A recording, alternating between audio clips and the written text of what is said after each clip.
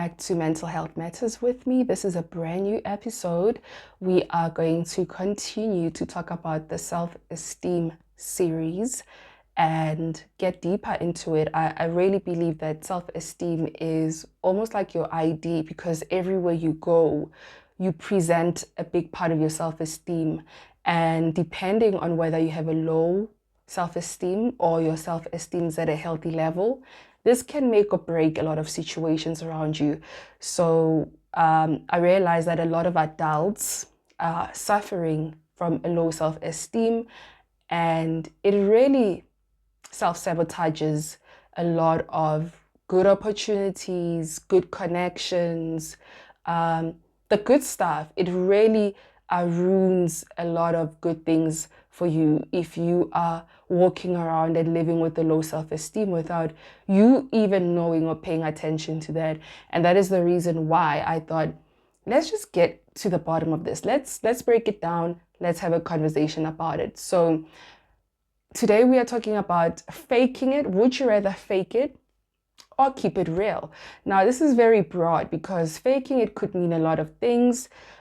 Keeping it real can also mean a lot of things. But what I wanted us to get into is how we fake it by pretending, by trying to people please, trying to do the things that we don't want to do because other people want us to do those things, trying to fit in because we don't want to feel rejected and isolated, trying to do something or help when you don't have the ability, the capability to actually help someone. And you are struggling with saying, I'm sorry, I cannot help you.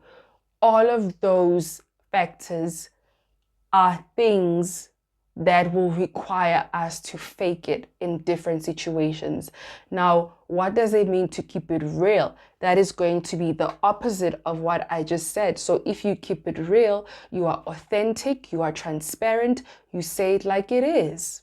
You are still respectful, you are still kind, you are still polite, but you are genuine about who you are and what you can do at a specific period of time and what is it that you're not able to do.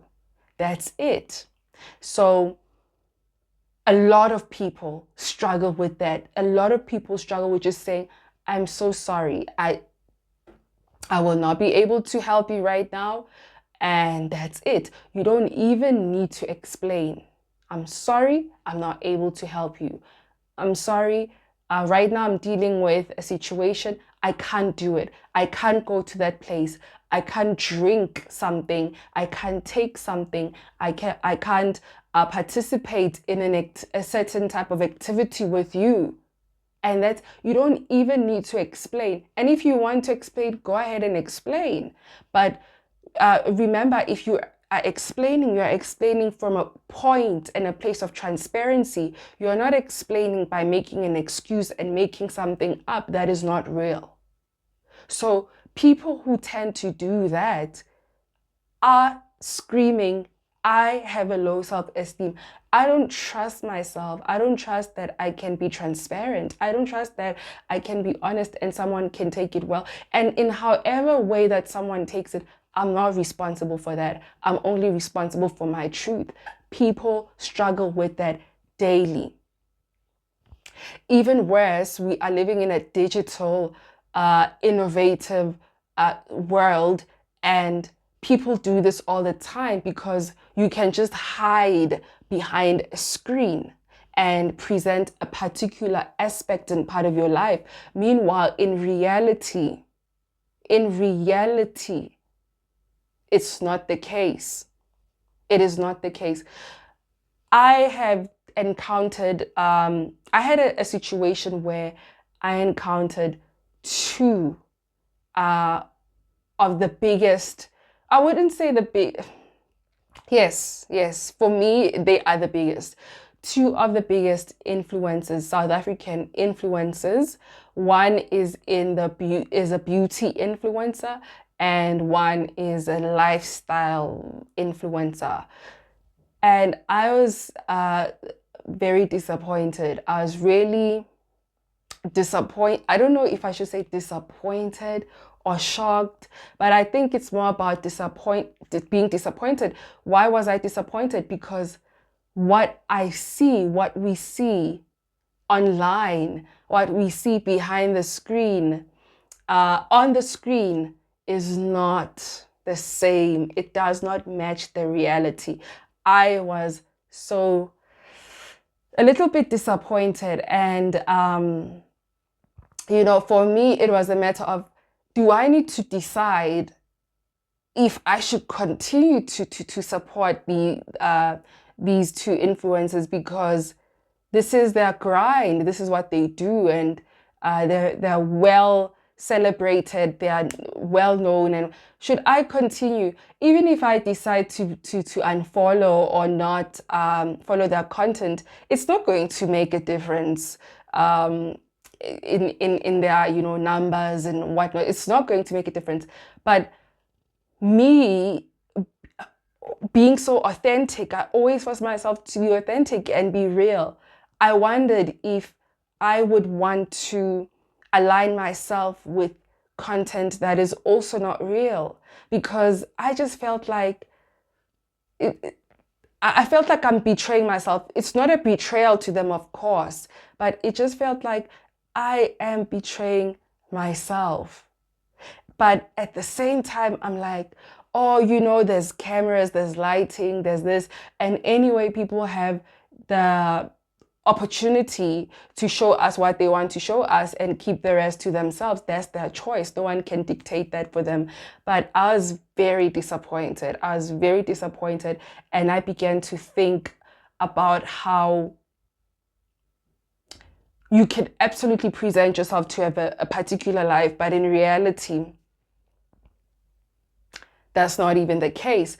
So for me, I think that sometimes that scenario, right? We are talking about people that are digital content creators, can apply in the lives of people on a daily basis, your everyday life, where you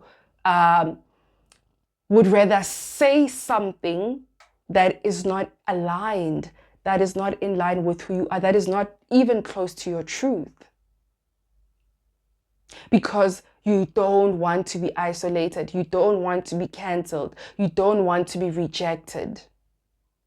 And for me, when did I actually have my awakening? I had my awakening when I realized that all the people that I used to give to when I had a low self-esteem and give to, they would actually go behind my back and slander me and destroy me and talk about how less I am. But I'm actually giving and helping and being concerned about how they feel and what is happening. They would actually go behind my back. So when I found out the information, I was devastated, and I decided that, hey, you already have a lot of self-doubt. You have to battle a low self-esteem. You don't believe in yourself. You're not confident. You don't think you are amazing. You don't think this. You think less of yourself. You, with all of that, you are giving the best parts of yourself to people that don't even see the good or the light in you. What would happen if you actually stopped? If you actually decided to cut it out and be like, I am going to remove myself. I don't want any kind of contact with you. I don't want any kind of bondage with you. And I am taking back all my energy. And that's exactly what I did. I did that to a lot of people, and they know themselves. I did that to a lot of people because I realized that I am losing, they're gaining. I'm losing, they're gaining. So they always say that you can't give from an empty cup. Exactly. So that's what I realized, and I thought, let me fill up my cup and leave them and just cut it out. So that is the point where I started to rebuild and rebuild my self-esteem, get back my confidence, and get myself together, and slowly take it back and slowly fill up my cup. So what we need to look at is a very important red flag or point that will show you that you are struggling with your self-esteem and you are faking it most of the time, which is exactly what I said, losses and gains. So you are always feeling drained, you are always feeling bad, you're always feeling defeated. You're forcing yourself to go out because you want to please friends or please people. And at the end of the day, you are sick, you are tired, you have nothing left for yourself. But they have so much to gain. So we always have to look at our losses and gain. What is it that I've got to lose? What is it that I've got to lose? And you can lose your time, your energy. You can lose so much. And what is it that other people have to gain? And then let's go into the idea of acceptance and rejection. So they are feeling like you are accepting of their ways, of their demands, of their requests, while you are dealing with the fear of rejection. Let's keep in mind that if someone is asking me, can you please do this for me? Can we do this? And I really don't want to do it. And I start feeling like I'm going to be rejected. And I decide to people please and say, oh, okay, let's do it. And I know very well that I don't want to do it. It's temporary. I'm going to feel better. I'm going to feel relieved and just do what my friend or whoever wants me to do. But it's going to be a pattern because the very same person will keep on coming back and asking me for more and more and more.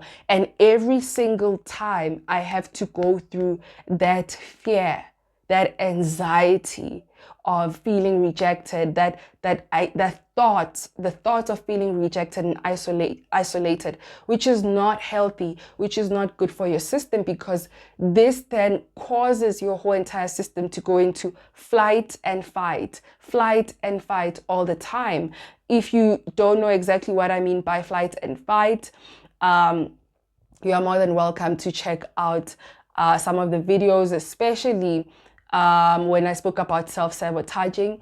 So also just just to give an idea to anyone who is a bit lost about the fight and flight response. So when you fight, that is you fighting, that is your system fighting you because you're feeling uncomfortable. You're feeling uncomfortable. You feel like, oh, if I say no, he's going to reject me. He's going to think I'm a bad person. So there's conflict. There's that fight that is happening within you internally. And you then have to make a decision. The decision could be to people please and say yes, or the decision could be to say, no, I don't want to do this. I'm sorry, I can't go to this place with you. But when we talk about flight, that's you being avoidant. That's you deciding to ignore the person and not responding. That's you keeping quiet when someone is asking you, can you please do this for me? And you ignore them for days and days, and you ghost them for days and days and days, or hours and hours and hours, or you blue tick them. That is also a flight response, and that is not healthy. This leads to silent treatment. You know, when people give you silent treatment, or when in relationships, especially in relationships where you're very close to each other and you go through silent treatment, that is a flight response, and it's not healthy. It's not healthy. You always need to communicate and give clarity. So that is also another aspect that we need to look at. And if we go deeper into this, there's something that we call complexes. Complexes. So when we talk about complexes, we are talking about the superior complex. This can also include people that have narcissistic traits. So you want to feel superior. You want to feel like the main character energy. You want to feel like you are that girl, you are that guy. If you say yes to something that you really don't want to do, you feel like it's going to leave a good impression. It's going to paint this nice picture about you. But deep down inside, you know that you feel less. And what happens is that in some cases where people can be narcissistic, or people could have narcissistic tendencies, you want other people to feel less than. And you want to feel like the hero. You want to feel superior. So if your friend is like, oh, I don't have money, please borrow me money. I need this, I need that. You want to give that money to your friend, because at the end of the day, you're going to turn back and say, I'm the one, I am the one that gave you money. I'm the one that did this for you when you were hungry, when you were broke, when you were down and out. I'm the one that did it for you. So it could lead to an extent where you go around telling people, I'm the one that made her what she is. We hear of abusive relationships and even friendships where people would say, if it wasn't for me, you wouldn't be here. If it wasn't for me, you wouldn't have that. So people like that are actually suffering from a low self-esteem. They're suffering from a low self-esteem because they are yearning to be acknowledged. They are yearning to be given that credit and that sense of integrity out of nothing. Because if this person had a healthy self-esteem, he would have just said, no, I'm sorry, I can't help you. I'm sorry, I can't help you. Or if he was able to help you, he would have helped you, but he did not need to boast about it and talk about it and make you feel less than. He would just help you and move on. So these are the patterns, these are the traits, these are the red flags. If you can recognize these points in yourself, then it means that you are struggling with your self-esteem. You need some kind of guidance. You need to realize, I always say the most important thing, the first question, if you don't know what to do, the first question that you could just ask yourself is, why? And when? Why and when did this start? Why and when? Were you bullied? Did you see someone, maybe someone important like a parent and like some kind of authority, some person who was really close to you doing all these things to you, and you thought, ooh, this is the only way I can get what I want. This is the only way I can feel good about myself. What is the source? Where does this behavior come from? The minute you do that, you're opening yourself up to pulling your energy back and pulling away, gradually, slowly pulling away from those situations and taking back your power, taking back everything that you've given for nothing to other people. So those are the most fundamental, that is the most fundamental question. When and why? Maybe you can start with, when did this start and why are you doing this? Why? Why are you constantly giving it? Why can't you say no? Why is it difficult to say no? What will happen? Why? And where does it come from? When did it start? So I think that would be a very good starting point for anyone who is struggling with the low self-esteem. Thank you so much for tuning in, and we are going to continue to break it down slowly and get into it. I hope this is helpful. Like I said, your self-esteem is like your blueprint. It's like your ID card. Everywhere you go, you present a part of your self-esteem. So thank you so much. Do not forget to like, comment, and subscribe, and I will see you next time.